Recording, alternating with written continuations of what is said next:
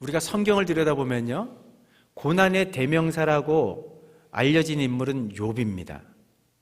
욥은 하루아침에 갖고 있는 재산 다 잃어버리고 자식들도 다 잃어버리고 몸에 병까지 들고, 그래서 정말 그 인생의 광풍 앞에 그냥 털푸덕 주저앉아가지고 차라리 내가 이 땅에서 태어나지 않았더라면 더 좋았을 뻔했겠다고 탄식했던 사람이 욥입니다.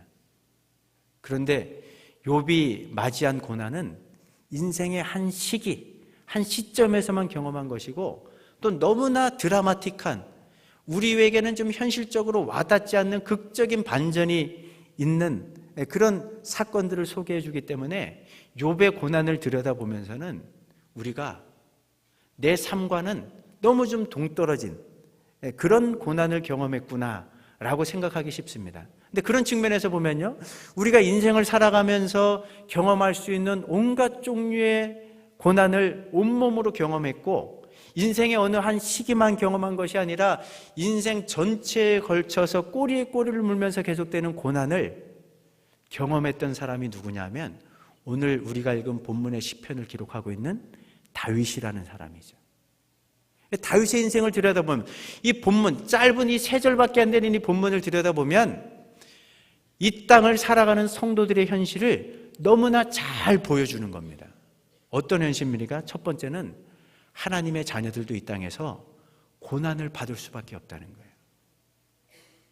다윗의 인생을 들여다보면요, 우리가 인생을 살아가면서 경험할 수 있는 갖가지 다양한 형태의 고난을 온몸으로, 온 생애를 통해서 경험한 그런 사람입니다.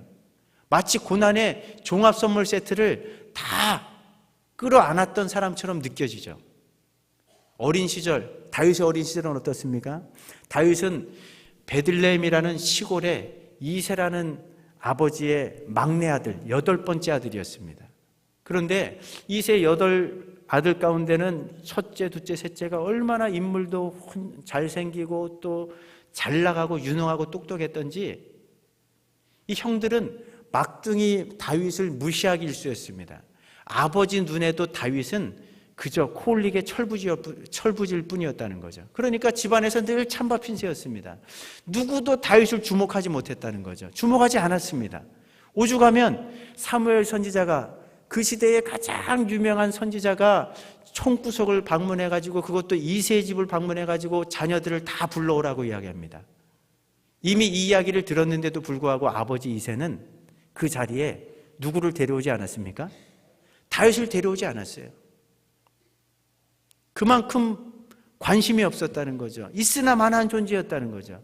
오죽하면 시편 27편 10절 말씀 보면요, 자신의 불우했던 어린 시절을 추억하면서 다윗이 뭐라고 고백하냐면, 부모는 나를 버렸으나 여호와께서는 나를 영접하였도다. 얼마나 큰 상처가 있었으면, 얼마나 부모와 형제들로부터 무시당하는 삶을 살았으면 부모가 나를 버렸다라는 이런 표현까지 썼겠습니까? 그만큼 어린 시절 다윗이 받았던 상처는 지워지지 않는 상처였습니다. 씻을 수 없는 상처였다는 거죠. 그런데 이렇게 어린 시절 청소년기를 이렇게 보냈던 다윗이 그 가정에서 부모와 형제들로부터 받았던 고난, 이 고난은 앞으로 다윗의 인생을 통해서 경험할 고난에 비하면 서곡에 불과했습니다. 서막에 불과했다는 거죠. 이렇게 무명으로 살던 다윗이 블레셋의 전쟁 영웅 골리앗을 때려 눕혀가지고 사울 왕의 주목을 받고 결국은 사울의 사위가 됩니다. 이때까지만 해도 야, 드디어 내 인생에도 봄날이 찾아오는구나, 이제는 불행 끝 행복 시작이겠구나, 이렇게 생각했는데 이 생각은 그렇게 오래가지 못했습니다. 점점 더 죽과 같이 솟는 다윗을 향해 불타는 경쟁심에 사로잡혔던 사울이 사위였던 다윗을 끝도 없이 추적하면서 죽이려고 달려든 거예요. 살인마적인 광기를 가지고 끝까지 다윗을 죽이려고 했던 이 사울 때문에 다윗은 20대 나이에 10여 년 동안 혹독하게 쫓기는 도망자로 살아야만 했습니다. 그 도망자로 살던 시절 생사의 갈림길에서 생명의 사선을 넘나들어 했던 때가 한두 번이 아니라는 거죠. 성경 말씀 보면요, 사울이 다윗을 향하여 창을 2번씩이나 던집니다. 한 번은 단창을 던져갖고 거의 죽음 직전까지 내몰렸는데 가까스로 피해가지고 목숨을 부지하게 되는 거죠. 근데 이잡듯이 수색해 들어오는 이 사울의 군대를 피해서 도망하는 것은 쉬운 일이 아니었습니다. 성경 말씀 보면요, 한편에서는 다윗의 일행이 이쪽 산으로 도망가고 사울의 군대는 저쪽 산에서 쫓아오고 산 하나를 사이에 두고 쫓고 쫓기는 엄청난 숨막히는 추격전이 벌어진 경우가 한두 번이 아니었다는 거죠. 더 이상 이스라엘 안에는 숨어들 곳이 없게 되자 다윗이 어떡합니까? 적진으로 들어갑니다. 블레셋 땅으로 들어갑니다. 위험을 감수하고 들어가는 거죠. 어쩔 수 없는 선택입니다. 아기스 앞에 나타났다가 그 중에 부하한 사람이 다윗의 정체를 알아봅니다. 아니, 옛날에 우리의 전쟁 용이었던 골리앗을 때려눕힌 그 장본인 아니냐? 정체가 탄로나니까 갑작스럽게 침을 질질 흘리면서 대문짝을 긁어대면서 미친 척 해가지고 가까스로 위기를 모면해만 했던 사람이 바로 다윗이었다는 거죠. 어린 시절도 불우했고 청소년기도 불우했지만 20대, 30세 왕이 될 때까지 20대 내내 혹독한 도망자로 쫓기면서 그야말로 다윗이 시편 23편에서 고백하고 있는 것처럼 사망의 음침한 골짜기 한가운데로 들어가는 듯한 경험을 수도 없이 반복해야 됐던 사람이 바로 다윗이라는 거죠. 다윗이 당한 고난은요, 여기에서 그치지 않습니다. 30대 왕이 됐습니다. 우리 식으로 표현하면 인생이 잘 풀리기 시작한 거죠. 그런데 인생이 잘 풀릴 때, 왕이 되고 하나님께서 그 나라를 평안하게 해주셨을 때에 영적으로 자만심에 빠집니다. 교만에 빠져드는 거죠. 영적으로 방심하는 겁니다. 영적으로 해해졌을 때 돌이킬 수 없는 큰 죄를 짓게 되는 거죠. 남의 아내와 간음죄를 짓습니다. 그 죄를 덮어버리기 위해서 너무너무 신실했던 충신 우리아를 청부 살해하게 됩니다. 나중에 정신을 차리고 보니까 누구보다도 놀란 사람이 다윗 장본인이었어요. 이 범죄로 쓰러지고 넘어지기 전까지만 해도 누구보다도 하나님을 신실하게 믿고 따르던 자로 자부하던 사람이 다윗입니다. 다른 사람들은 달콤한 세상 유혹에 아무리 걸려 넘어진다 할지라도 나만큼은 그런 유혹에 절대로 넘어가지 않겠다고, 어떤 유혹이 내 가운데 찾아온다 할지라도 그 모든 유혹들을 능히 이겨나갈 수 있다라고 자부하던 사람이 다윗이었죠. 그런데 일순간에 무너진 거예요. 한 방에 날아간 겁니다. 한 번에 무너짐 치고는 너무나 엄청나게 무너져 내린 거죠. 이것도 다윗이 가장 잘 나가던 시절에 자신의 범죄로 말미암아 경험하게 된 인생의 아픔이라는 거죠. 이렇게 30대를 지나고 장년기, 40대, 노년기, 이때는 이제 후손들도 봐야 되는 그 시기인데 자녀들 때문에 성경을 계속 읽어보면요, 다윗의 마음의 근심이 떠날 날이 없습니다. 입에도 담지 못할, 아니 마음에 생각지도 못했던 그런 일들을 벌이는 자식들 때문에 날마다 마음을 졸여야 됐어요. 다윗의 눈에 눈물이 마를 날이 없는 거예요. 어느 날 소식이 들려옵니다. 아들 암논이 또 다른 이복 여동생 다말을 성폭행했다는 소식을 들어야만 했어요. 이것도 가슴 아픈 일이고 견디기 힘든 고통인데 지나다 보니까 그렇게 성폭행당한 다말의 오라비 압살롬이 이 사실에 분개해가지고 기회를 호시탐탐 엿보다가 그 암논을 종들을 시켜서 때려 죽였다는 이 비극적인 소식을 또 들어야 됐습니다. 자식들로 인한 다윗의 가슴앓이, 다윗의 고통은요, 여기서 그쳐지지 않습니다. 그 암논을 죽인 압살롬을 다윗 아버지가 마주대할 용기가 나지 않는 거예요. 용서할 마음이 생기지 않는 겁니다. 그렇게 오랜 시간이 지나다 보니까 압살롬이 자신의 잘못을 뉘우치고 돌이키고 반성하는 시간으로 삼았어야 되는데 아버지를 향해서 원한을 품기 시작하는 거예요. 내가 뭐 그렇게 잘못했는가? 적개심에 불타오르기 시작합니다. 그래서 수년 동안 아주 조직적이고 치밀하게 그러나 은밀하게 작업을 벌여갖고 백성들의 민심을 다 자기에게 향하게 만듭니다. 결정적인 날이 되었을 때에 아버지의 목에 칼을 들이대는 쿠데타를 일으키는 거죠. 얼마나 치밀하고 완벽하게 준비된 쿠데타였든지 황급히 다윗은 그 아들의 들이대는 칼날을 피해가지고 맨발로 예루살렘을 울며 떠나가야 됐습니다. 다윗의 낯이 서겠습니까? 신하가 칼을 들이댄 것도 아니고 아들이 지금 아버지 목에 칼을 들이댄 겁니다. 쫓아낸 거예요. 예루살렘을 빠져나가는 과정 속에서는 사울의 먼 친척이었던 시므이가 그 초라한 꼴로 지금 피난길에 오르는 다윗을 향하여 하나님의 저주를 받은 자야 잘 되었도다. 하나님이 드디어 너 죄의 값을 갚아주시는구나. 이번에 이렇게 이참에 예루살렘을 떠나가니까 두 번 다시는 예루살렘으로 돌아오지 말라고 막말과 욕설을 퍼붓는 그 엄청난 상황을 고스란히 담당해야 됐던 사람이 다윗이었다는 거예요. 뭘 말해줍니까? 그렇습니다. 우리 여기 계신 분들 생각해 보세요. 우리 인생의 어느 한 시기도 사실은 기쁘고 감사한 일도 있지만 이런저런 일들로 인해서 고난이 끝도 없이 꼬리에 꼬리를 물면서 우리 삶 가운데 펼쳐지는 게 우리의 현실입니다. 우리의 삶이라는 거죠. 다윗을 통해서 우리에게 보여주시는 거예요. 그런데 다윗이 이런 고난을 맞닥뜨리면서 그가 맞이한 고난을 어떻게 표현하고 있습니까? 오늘 2절 상반절 말씀 보면요, 자신이 인생을 살아가면서 계속해서 경험했던 그 고난을 어떻게 표현합니까? 기가 막힐 웅덩이와 수렁이었다. 이 웅덩이라는 히브리 단어는 또 다른 곳에서 무덤이라는 단어로 쓰이고 있어요. 그러니까 다윗이 인생을 살면서 맞이하게 된 고난의 상황은 무덤과 같았다는 거죠. 살 소망이 끊어져 버린 겁니다. 생명의 기운은 온데간데 없고 사망의 기운만 가득한, 그래서 내일 일을 기약할 수도 없습니다. 좌절과 절망할 수밖에 없는 그런 상황이었다는 거죠. 이 수렁이라는 단어는요, 끝도 없이 빠져드는 구덩이를 말하는 거예요. 근데 그 구덩이가 어떻게 되어 있냐면 미끄러운 진흙덩이로 되어 있기 때문에 아무리 그 구덩이에서 헤어나오려고 해도 헤어나올 수 없는 그런 상황을 말하는 거예요.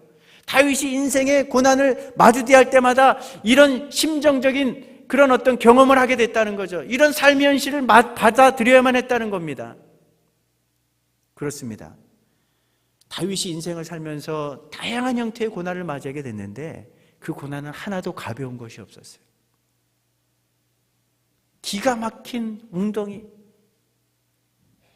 야, 이대로 내 인생이 끝나는구나. 이대로 죽을 수도 있겠구나.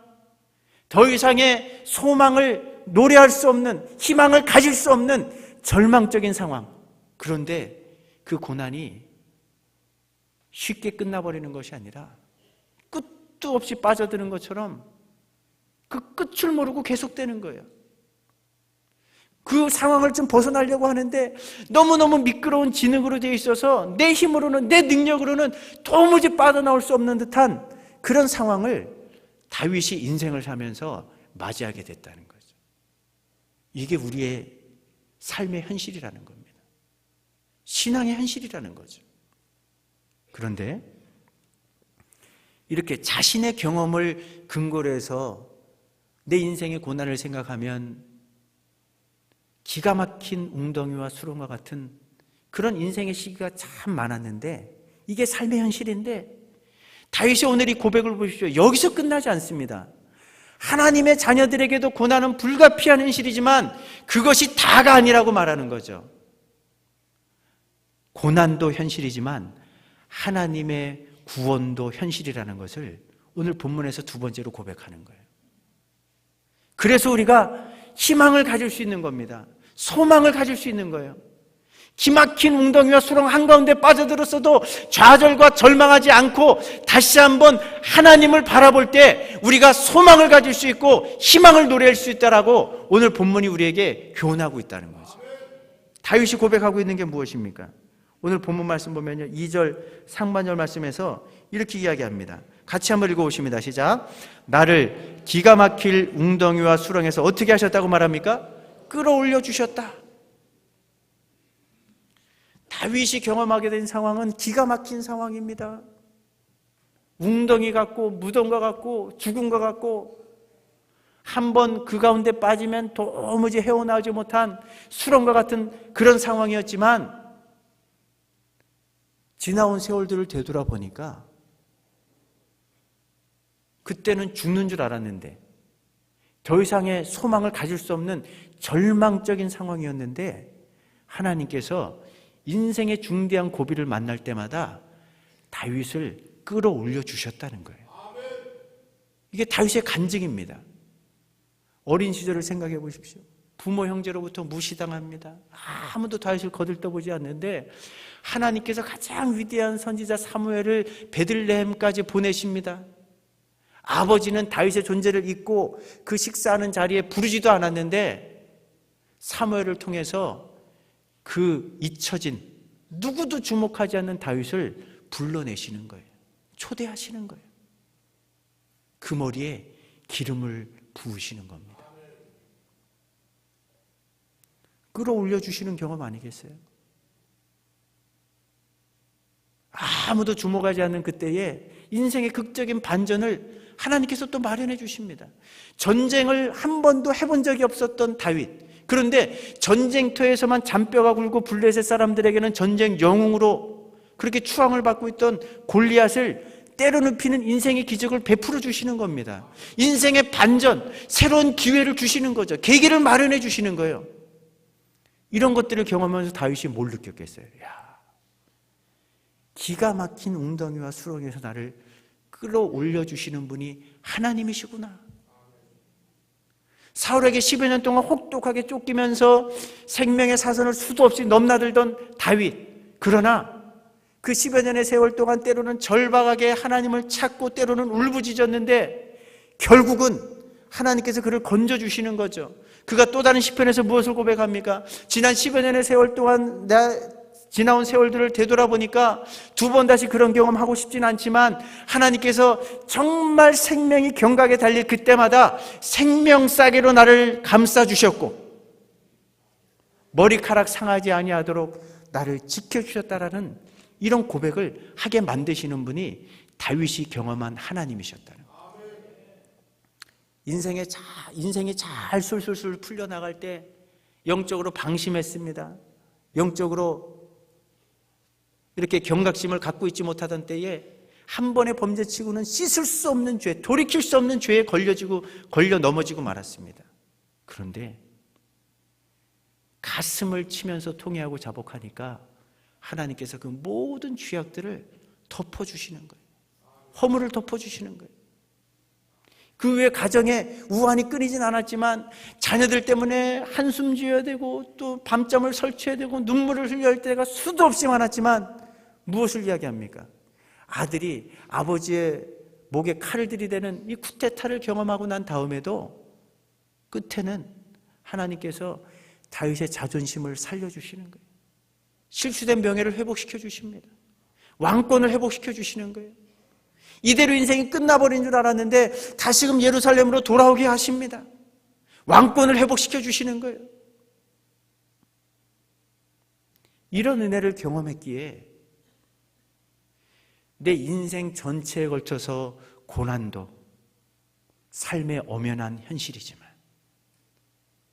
시시각각으로 다가오는 고난 가운데서 하나님이 기가 막힌 웅덩이와 수렁에서 끌어올려 주신 것도 현실이었다는 거죠. 구원의 하나님, 이 구원의 하나님을 오늘 시편에서 이렇게 고백하고 있는 거예요. 그런데 오늘 이 시편을 보십시오. 다윗이 고난 한가운데서 경험하게 된 하나님은요, 단순히 위기 가운데서 그를 건져주시는 그 정도로 끝내는 분이 아니었습니다. 항상 그 고난 한가운데서, 극한 상황 가운데서 다윗이 만나고 체험한 하나님은 어떤 분이냐? 항상 자기가 생각했던 것 그 이상의 은혜를 베풀어 주시는 전능하신 하나님이셨다는 거죠. 그래서 오늘 뭐라고 고백합니까? 2절과 3절 말씀을 같이 한번 읽어보십니다. 시작. 내 발을 반석 위에 두사 내 걸음을 견고하게 하셨도다. 새 노래 곧 우리 하나님께 올릴 찬송을 내 입에 두셨으니. 이게 다윗의 고백이에요. 기가 막힌 웅덩이와 수렁 한가운데서 나를 올려주시는 그 정도의 하나님이 아니라 이제는 더 이상 쓰러지지 않도록, 넘어지지 않도록, 미끄러지지 않도록 견고한 반석 위에 세워주시는 그 하나님. 기가 막힌 웅덩이와 수렁 한가운데서 탄식의 소리를 낼 수밖에 없었던 다윗의 입에 하나님, 구원의 하나님을 마음껏 찬양할 수 있는 새 노래를 입에 두시는 그 하나님, 그 하나님이라는 것을 고백하고 있는 거예요. 그렇습니다. 절체절명의 위기의 순간에는 내 목숨을 보존만 해도 더 바랄 것이 없겠다. 이대로 인생이 끝나버리는 것은 아닌가? 이 좌절과 절망의 이 깊은 늪에서 나를 건져주기만 해도 나는 더 이상 아무것도 바라지 않겠다. 이렇게 생각했던 다윗인데 하나님이 하나님의 때에 다윗의 인생 가운데 찾아오셔서 기가 막힌 웅덩이와 수렁 한가운데서 그를 건져주시는 것으로 그치는 것이 아니라 다윗은 생각할 수도 없었던, 생각해보지도 않았던 차고 넘치는 은혜를 베풀어 주시는 거예요. 견고하게 그를 세우실 뿐만 아니라 하나님을 마음껏 찬양하고 때로는 고난 한가운데 있던 자신을 향하여 비난과 또 여러 가지 막말을 쏟아부었던 그 사람들로 하여금 하나님의 구원의 은총을 찬양하는 새 노래를 부어주시는 이 은혜를 목도하면서 하나님을 두려워하게 만드시고 하나님을 경외하게 만드는 이런 은혜의 자리로 나가게끔 만드시는 그 하나님을 다윗이 경험한 거예요. 그렇습니다. 우리 여기 계신 분들도 삶의 환경은 다 다르시죠. 그러나 공통분모가 두 가지 있어요. 우리도 어떤 분들은 건강 때문에, 어떤 분들은 질병 때문에, 가정적인 어려움 때문에, 자녀들의 문제 때문에, 신앙적인 갈등 때문에 사실은 우리 마음에 기도 제목이 있다는 것은 인생의 고난이 우리 가운데 있다는 거죠. 고난은 현실입니다. 그런데 하나님의 자녀들에게 구원도 현실이라는 것을 잊지 마시기 바랍니다. 끄집어내주시는 그 정도가 아니라 새 노래를 부르게 하시는 그 하나님, 다윗과 함께 하셨던 그 하나님은 오늘도 우리와 함께 하시는 전능하신 하나님인 줄로 믿으시기 바랍니다. 이 하나님을 만나기 위해서 우리가 해야 될 게 뭘까요? 다윗이 세 번째 현실을 말합니다. 고난도 현실이고 구원도 현실이지만 마지막 세 번째 오늘 본문이 주는 교훈은 뭐냐면요, 기다림도 현실이라는 거죠. 이 구원의 하나님, 내가 생각했던 것 그 이상의 은혜를 베푸시는 그 하나님을 체험하기 위해서 우리가 해야 될 한 가지가 있다고 말하는 거예요. 1절 말씀을 우리 같이 한번 읽어보십니다. 시작. 내가 여호와를 기다리고 기다렸더니 귀를 기울이사 나의 부르짖음을 들으셨도다. 이게 중요한 거예요. 그렇습니다. 믿음이 없는 사람은요, 기가 막힐 웅덩이와 수렁 한가운데서 좌절합니다. 절망해요. 모든 소망의 끈을 끊어버리고 낙심합니다. 그런데 하나님의 사람들은 내가 할 수 있는 일이 하나도 없기 때문에, 그렇기 때문에 하나님을 더 의지하는 거예요. 내가 할 수 없는 일이기 때문에 하나님만이 하실 수 있구나, 그 하나님을 전심으로 찾아가는 겁니다. 다윗이 무엇을 고백합니까? 마치 목마른 사슴이 시냇물을 찾기에 갈급해하는 것처럼, 그 시냇물을 찾아 막 헐떡거리는 것처럼 내 영혼이 주를 찾기에 갈급하나이다. 그냥 대충 찾아 나서는 것이 아니죠. 하나님, 내가 겪고 있는 이 인생의 문제에 대한 해답은 당신에게밖에 없습니다. 당신만이 이 문제를 해결할 수 있습니다. 간절한 사모함을 가지고, 열정적인 부르짖는 모습을 가지고 하나님을 찾아 나서는 거죠. 그러면서 다윗도 인생인지라 기가 막힌 웅덩이와 수렁 한가운데서 때로는 낙심될 때가 왜 없겠습니까? 그런데 그럴 때마다 자기를 향하여 명령을 내리는 거죠. 내 영혼아 어찌하여 내 속에서 불안해하는고, 왜 근심하고 왜 두려움에 떨고 있느냐? 하나님만을 바라봐라. 하나님만을 소망해라. 때가 되면 그 하나님께서 이 모든 상황들을 분명히 역전시켜 주시고 너로 하여금 새 노래를 부르게 해 주실 것이지 않느냐. 그로 말미암아 여전히 여호와를 찬양하게 만드실 그 하나님을 바라봐라. 자기에게 명령을 내리는 겁니다. 이러면서 다윗이 드렸던 기도의 가장 중요한 특징이 오늘 1절에 고백되어 있는 거예요. 기다리는 기도라는 거죠. 뭘 말하는 겁니까? 포기하지 않는 기도라는 겁니다. 끝장을 보는 기도라는 거죠. 하나님이 응답해 주실 때까지 기다리고 또 기다린다는 겁니다. 여기서 기다린다는 이 히브리 단어는요, 그냥 체념한다는 게 아니에요. 자포자기하는 심정으로 그냥 모든 것들을 그냥 내려놓는다는 게 아니라 하나님께서 행하실 새로운 일들을 설레는 마음을 가지고 확신을 가지고 사모하는 가운데 기다린다는 그런 의미가 담겨져 있는 단어예요.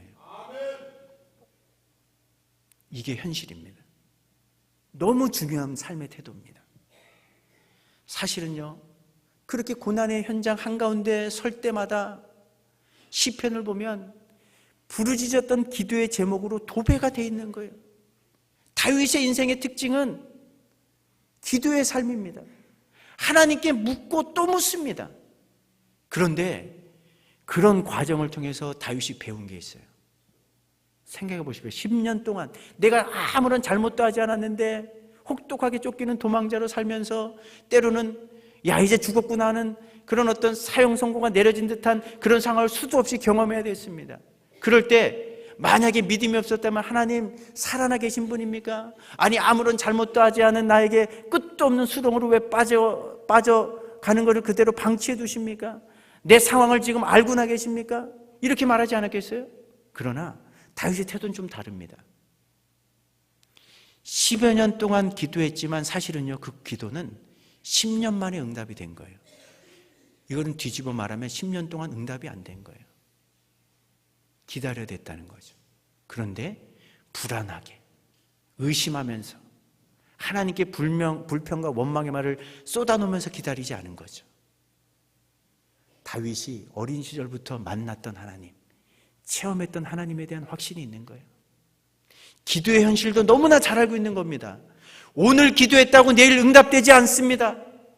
한 번 기도했다고 즉각적으로 응답되지 않는 것을 너무나 잘 알고 있는 거죠. 물론 그럴 때도 있습니다. 그러나 그럴 때보다는 한 번 기도했는데도 응답이 없고, 두 번 기도했는데도 응답이 없고, 세 번, 네 번 어느 일정 기간 동안 기도했는데도 응답이 없는데 그건 응답이 없는 게 아니죠. 내가 생각했던 때에 하나님이 응답하지 않고 기다리고 계실 분이라는 것을 다윗이 하나둘씩 배워가기 시작하는 겁니다. 그러니까 하나님께서 응답하실 그때까지 포기하지 않고 기다리면서 하나님의 은혜를 구하면 반드시 하나님의 때에 내가 생각지도 못했던 크고 놀라운 방법으로 나를 찾아주신다는 그 확신이 있었던 거예요. 이게 기도하는 가운데 우리가 경험하는 엄연한 현실이지 않습니까? 이런 은혜를 누리시면 좋겠어요. 우리 교회 안에도 정말 어려운 분들 너무너무 많지 않습니까? 우리가 공개적으로 기도하는 분들 가운데는 또 주신 은혜도 있죠. 대장암 판정을 받고 간암까지 또 담낭까지 전이가 됐다가 최근에 폐 촬영으로 전신을 다 촬영해 보니까 암세포가 하나도 없다라는 진단을 받은 분도 계세요. 뜻하지 않은 바이러스가 온몸에 돌아다니는 것 때문에 실명의 위기에 놓였던 집사님. 이상하게 바이러스 활동이 중단해 버렸대요. 죽었던 시신경이 살아나고 있습니다. 이것도 현실이지만요, 우리가 기도하는 많은 분들 가운데는 아직도 우리가 간절히 사모하지만 응답을 받지 못한 분들도 계세요. 근데 그럴 때 어떤 마음으로 기도하세요? 저도 매일 새벽마다 이름을 불러가면서 간절히 기도하는데 낙심하지 않아요. 하나님이 어떤 방법으로 응답할지 우리는 아무도 모르는 겁니다. 그런데 우리가 믿음으로 기도하고 있는 한 응답되지 않는 기도 제목은 없어요. 때로는 우리가 원하는 방식대로 원하는 때에 예스로 응답하실 수 있지만 때로는 우리가 생각지 못한 그 부분까지 생각하시는 하나님께서 잠시 노라는 사인으로 응답하실 때도 있어요. 내가 원하는 지금 당장은 아니지만 wait, 기다려라, 이렇게 응답하실 수도 있는 거예요. 그러니까 기가 막힐 웅덩이와 수렁 한가운데서 구원의 하나님을 바라보면서 그 하나님을 체험하기 위해서 우리가 가져야 될 가장 중요한 삶의 태도는 바로 1절이에요. 기다리는 겁니다. 의심하며 기다리는 것이 아니라 확신 가운데 기다리는 거죠. 기다리고 기다렸더니 하나님께서 마침내 내 부르짖음에 귀를 기울이시고 나에게 응답해 주셨도다. 이 은혜가 우리 모든 성도님들의 삶 가운데 체험될 수 있기를 주의 이름으로 축복합니다. 내일부터 한 주간 이 주제를 가지고 기가 막힌 웅덩이 속에서도 새 노래를 부르게 하리라, 이 주제를 가지고 특별 새벽 부흥회가 진행이 됩니다. 다윗의 기도의 인내를 본받지 못해 오랜 세월 동안 기도하다가 아무런 응답이 없는 것 같으니까 중간에 포기해버린 기도의 제목들이 있으십니까? 올해부터 기도해 오고 있는데, 지금껏 기도해 오고 있는데 도무지 삶의 환경들이 바뀌어지지 않고 그것 때문에 낙심하고 좌절하려고 하는 분들이 있습니까? 절대로 낙심하지 마십시오. 좌절하지 마십시오. 절망하지 마십시오. 우리 하나님은 여전히 살아계신 분이십니다. 우리로 하여금 새 노래를 부르게 하실 수 있는 전능하신 하나님이십니다. 오늘 다윗이 우리에게 요청하고 있는 것처럼 온몸으로 우리가 경험할 수 있는 모든 종류의 고난을 다 경험해봤고 겪어봤던 다윗이 우리에게 요청하고 있는 거예요. 하나님은 기가 막힌 웅덩이와 수렁 한가운데서도 끌어올리실 뿐만 아니라 견고한 반석 위에 세우시고 우리로 하여금 새 노래를 부르게 하시는 그 하나님, 조금도 의심하지 말라는 거죠. 우리가 뭘 해야 되겠어요? 그 하나님을 바라보면서 다윗처럼 전심으로 찾고 또 찾는 거예요. 기도의 자리에서 믿음의 인내를 갖고 기다리고 기다리는 겁니다. 끝장 승부를 보는 거예요. 기도의 자리에서 내 인생을 던지는 겁니다. 하나님께 맡기는 겁니다. 그럴 때 포기하지 않는 기도를 통해서 오늘도 살아계신 그 하나님이 우리를 찾아주실 줄로 믿습니다. 우리를 만나주실 줄로 믿습니다. 우리 인생의 모든 문제를 해결해 주실 줄로 믿습니다. 이 은혜가 새 노래를 부르게 하시는 그 하나님, 다윗의 신앙 고백이 우리의 신앙 고백이 되고 다윗의 간증이 우리의 간증이 될 수 있기를 간절히 주의 이름으로 축복합니다.